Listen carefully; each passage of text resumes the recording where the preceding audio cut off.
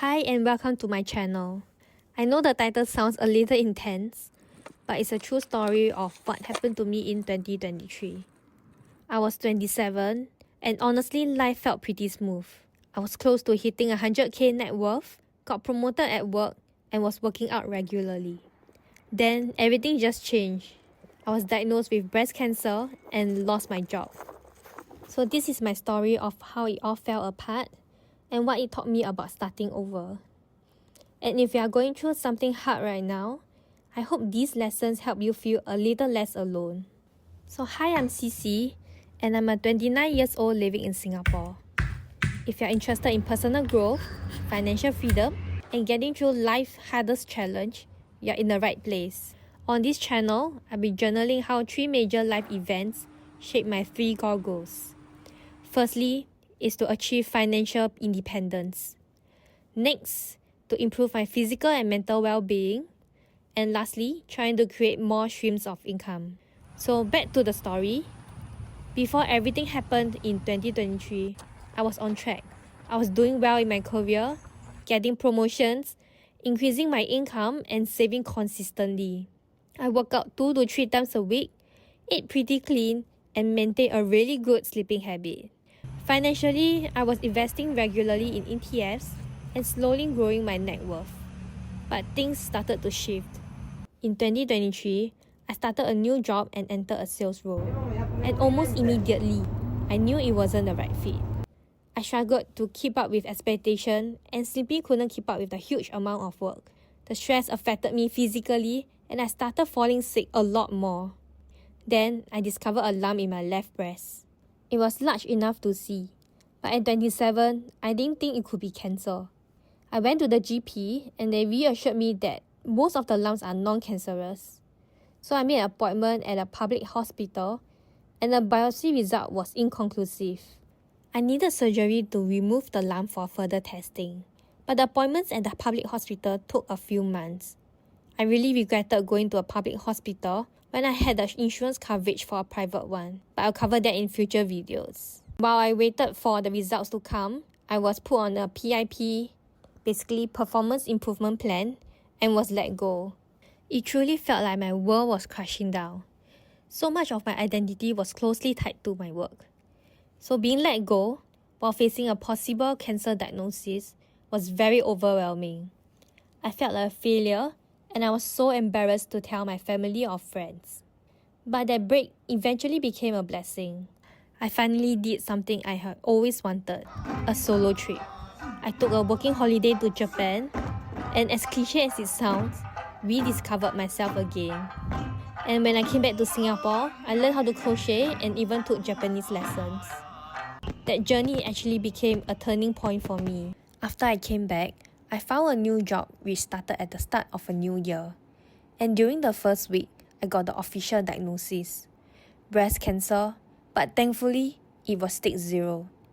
I was very overwhelmed by the information that I had to process and the decisions that I had to make. The following weeks, I cycled through the 5 stages of grief. But I did what I do best. I dove straight into research and found the best specialist I could. I went through 2 rounds of surgery, then radiotherapy, and then started hormone therapy with tamoxifen. That's when things got really rough. The side effects were awful. I couldn't sleep, I had hot flashes, constant mood swings, and I felt exhausted all the time. And honestly, I didn't feel like myself.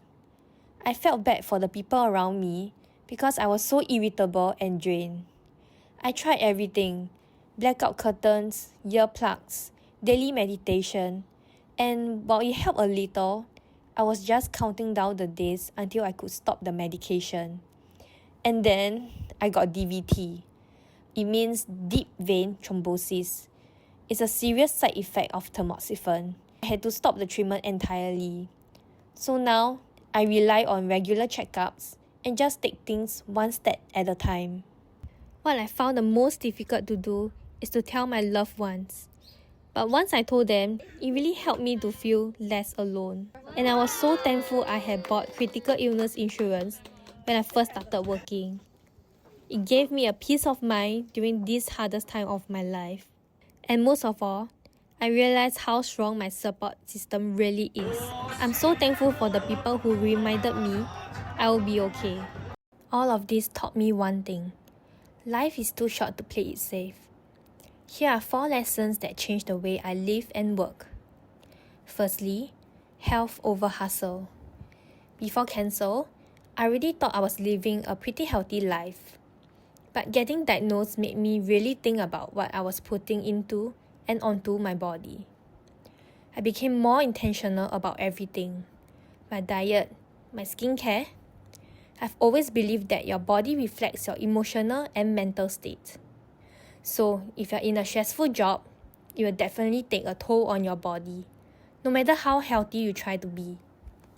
I saw the signs in myself, and honestly, in a lot of people around me. But I was too stubborn to walk away, until my body gave me no choice. Secondly, emergency funds equals freedom. Losing my job while dealing with cancer could have destroyed me financially. But it didn't, because I had about a year of expenses saved up. That one decision gave me peace of mind when everything else was falling apart. It also pushed me to take financial independence more seriously. Because relying on one stream of income, that's honestly so risky. Now, I'm working on building multiple income streams, not to get rich, but to feel secure. Thirdly, your career isn't your identity. I used to joke that I had no life outside of work, and I wore that like a badge of honor. That hustle mindset is so common in Singapore. I didn't even realize how much of my identity was tied to my job until I lost it. I had no hobbies, no idea who I was outside of my title. I used to believe in the default Singaporean path: get good grades, study in a top university, land a high-paying job, find a stable partner, get a BTO, have kids, and eventually retire. But I've learned there's no one single way to live a meaningful life. Success has to be something you define, and not what society defines for you. Lastly, rest isn't failure. In Singapore, taking a break feels like a crime. We worry HR will question the gap in our resume, or that we'll fall behind our peers. There's so much shame around resting, as if slowing down means you're giving up. But taking that career break gave me the space to finally breathe, to figure out what actually matters. And that space is what led me back to purpose. Despite everything that happened, I'm happy to say that today I'm in a much better place. I feel normal again, and I'm deeply grateful for that, even as I continue figuring things out. I still go for regular checkups, and I'm currently not on any cancer medication, which is something I might share more about in a future video. And if you are going through your own life reset, I hope this reminds you, you are not alone. There's no deadline on your healing, and starting over doesn't mean that you have failed. It means you are growing. And I would like to end with a quote from one of my biggest role models, Michelle Obama. Be gentle with yourself. There's no deadline for finding your why. Life is about trying on different hats and figure out what fits. There's no right answer. So I'm really a big fan of her, and I highly recommend everyone to watch her podcast. So if you like the video, please like and subscribe to follow my journey. Comment below with your own story. I would love to hear it. We are all just figuring life out, and you don't have to do it alone. Thank you for watching my video, and till next time.